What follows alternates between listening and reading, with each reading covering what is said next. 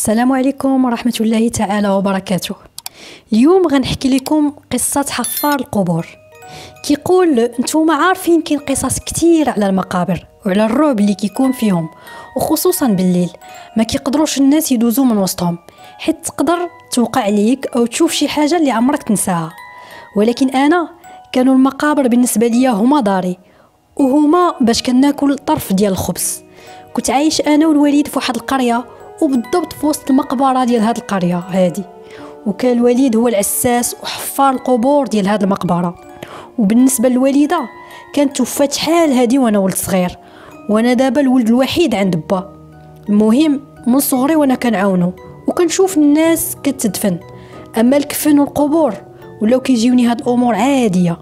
فاش كنمشي للمدرسه كانوا الدراري صحابي كلشي كيبغي يتصاحب معايا. عرفتوا علاش؟ غير باش نعاود لهم القصص ديال المقبره في الليل واشنو كيوقع فيهم. ديك الساعه كنت صغير وكنت كنطلق عليهم مزيان وديال بصح، كنقول لهم شي قصص غير من الخيال ديالي واصلا ما كاينينش، غير باش نبين لهم اني واعر وما كنخاف من حتى حاجه. وكيعجبني الحال فاش كنشوفهم خايفين من القصص ديالي.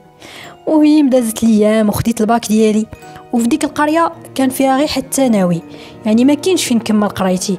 كان ضروري خاصني نمشي لمدينه، ولكن ما نقدرش نخلي الوالد ديالي بوحدو حيت كان كبر في العمر، وانا اللي عنده كنعاونو في الدفين. حتى من مصاريف الكراء والمعيشه في المدينه ما عنديش، حيت انا غير ولد حفار القبور، الحاله ضعيفه بزاف. داكشي علاش قلت صافي نكمل في الحرفه ديال الوالد. من بعد ما دازت اعوام الوليد غيمرض واحد المرضى خايبه اللي غادي يتوفى بسببها مسكين، وبقيت بوحدي. دابا اخر انسان عندي راه مات ودفنته.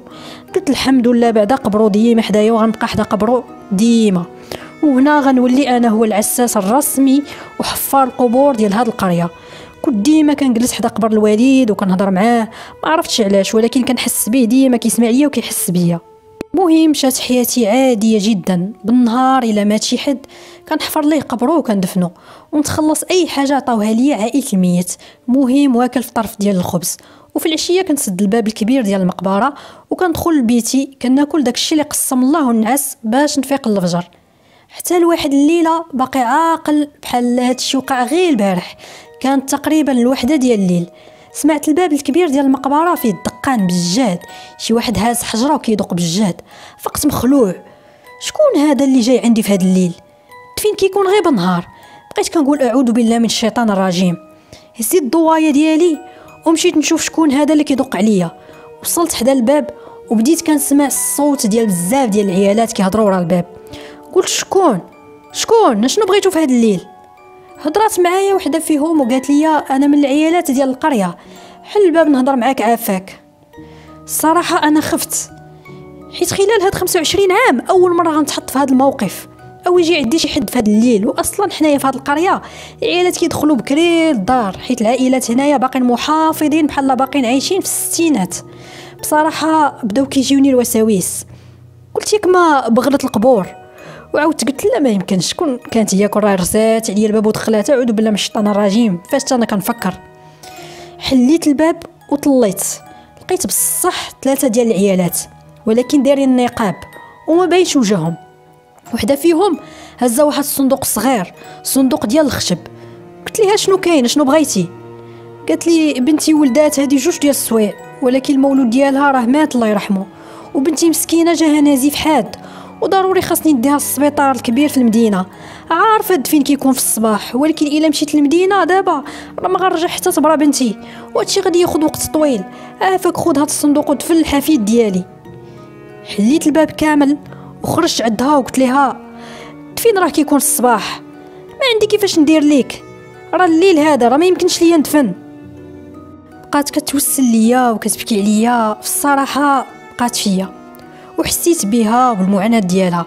ما حيلتها الولد اللي مات، ما حيلتها لبنتها اللي كتنزف وكتموت.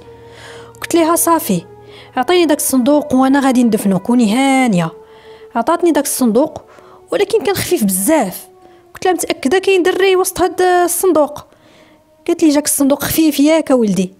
قلت لها قالت لي راه حيت المولود هذا تولد قبل الوقت، طاح لبنتي في شهر الخامس.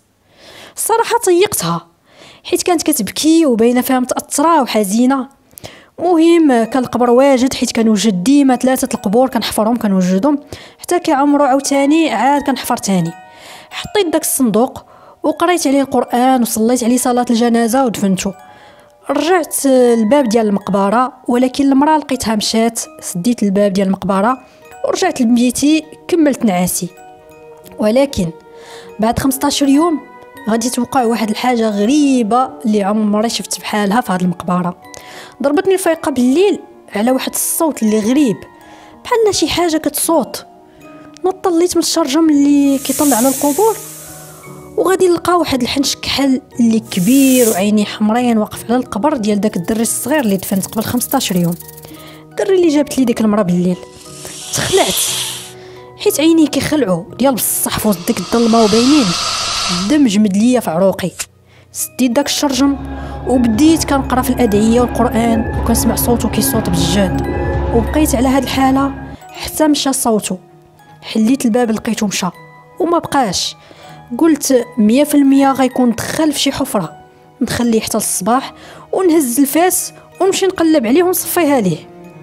في الصباح فقت بديت كنقلب حتى داك القبر، ولكن ما كانت حتى حفره، حيت كاع هاد المقابر اللي دايرين حداه جداد وما فيهم حتى شي حفره فين ممكن يكون انه تخزن. دوزت نهار كله وانا كنقلب ولكن بلا فايده، حتى عييت وقلت صافي غيكون خرج من هاد المقبره.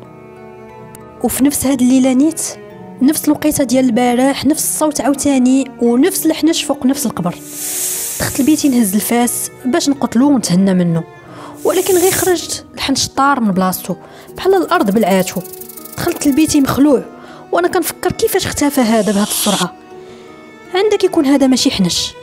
قلت صافي دابا غنعس وغدا الصباح نحل داك القبر ونشوف شنو داخل داك الصندوق، حيت 100% هذا الحنش عنده علاقه بداك الصندوق، شي حاجه ماشي عاديه.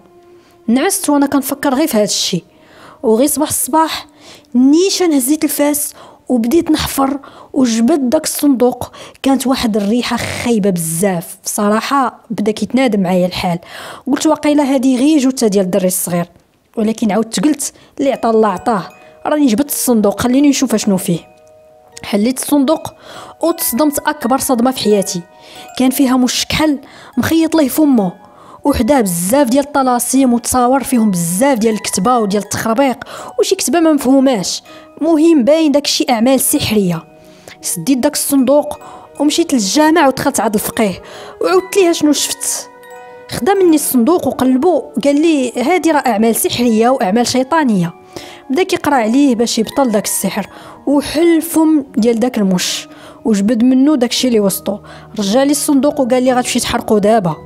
ورجعت للمقبره ودرت داكشي اللي قال لي الفقيه. حرقت داك الصندوق وبديت كنسول في راسي هاد الحنش الكحل دابا ما غاديش يعاود يجي.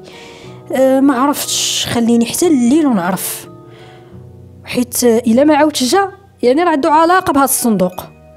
عمرت التليفون تاني على الوحده ديال الليل الوقيته اللي كان كيجي فيها الحنش، ولكن ما جاش، وحتى من صوته ما كاينش كاع. قلت سبحان الله ونعست.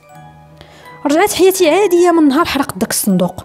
داز تقريبا واحد السيمانه هكاك، مع ديك 12 ديال الليل غنسمع شي دقان تاني في الباب ديال المقبره، شي حد تاني كيدق بالجهد بحال ديك النهار. كنت مخلوع تاني. مشيت وسمعت صوت ديك المراه اللي كانت جابت لي داك الصندوق، باقي عاقل على ديك النبره ديال الصوت ديالها. قالت لي حل، انا الام ديال ديك المراه اللي عطيتك ولدها دفنتي قبل من شهر هادي، عقلتي عليا؟ حليت الباب وقلت لها مرحبا بك، شنو بغيتي عاوتاني؟ قالت لي عافاك سيدي، واش عقلتي عليا؟ انا جدات الولد اللي عطيتك دفنه، تفكرتيني؟ قلت لها الله ودي، واش انا نقدر نساك؟ قالت لي وريني فين دفنتي داك الصندوق. قلت لها شنو بغيتي من داك الصندوق؟ راني دفنتو صافي. قالت لي لا ولدي، راه نسيت شي حاجه داخل الصندوق، طاحت ليا فيه شي حاجه فاش كنت حطيت الولد فيه. قلت لها بلاتي واحد الدقيقه بلاتي. مشيت جبت لها الرماد ديال الصندوق وقلت لها هز الزبل ديالك، ديك الاعمال السحريه ديالك راه بطلها الفقيه، حسن عوانكم مع الله، شنو غتقولي ليه نهار غتلاقاه؟ خدات داك الرماد وهي معصبه وما حاملانيش، وقالت لي والله تبعني باش تعرفني فين ساكنه حتى نشوهك في هاد القريه ونقول لهم راك بغيتي تعدى عليا، وهي تهرب. انا بقيت غير كنشوف وكنقول لا حول ولا قوة إلا بالله العلي العظيم. مشيت نكمل نعاسي.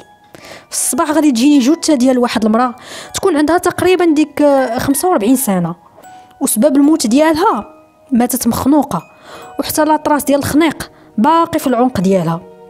سولت واحد الراجل تما، قلت له شكون هادي وشكون قتلها؟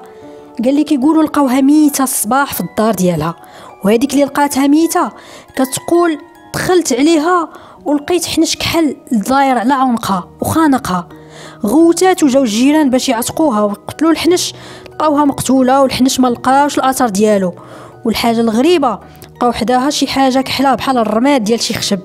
صراحه تصدمت، ما عطلهاش الله، دغيا انتقم منها. ونفس داك النهار اللي دفنت فيه وكل ليله بديت كنسمع وكنشوف مع الوحده ديال الليل داك الحنش الكحل فوق من القبر ديالها، وكيدير اصوات مرعبه، كيجلس 10 دقائق وكيختفى. ولكن من داك النهار عرفت انه هذاك راه ماشي حنش، هذيك شي حاجه اخرى، وما نقدرش نقرب منه او ناديه. الحاجه اللي نقدر ندير هي نقرا الادعيه والقران حتى يمشي في حاله. ولكن من كثرة ما بقيت كنشوفه كل يوم ولا عندي عادي، وكاع داك الخوف تحايد. كانت هذه هي قصة حفار القبور، كنتمنى تكون نالت اعجابكم. الى عجبتكم القصة ما تنساوش تشجعوني بلايك وتشتركوا في القناة وتضغطوا على الجرس باش توصلوا باي جديد. السلام عليكم.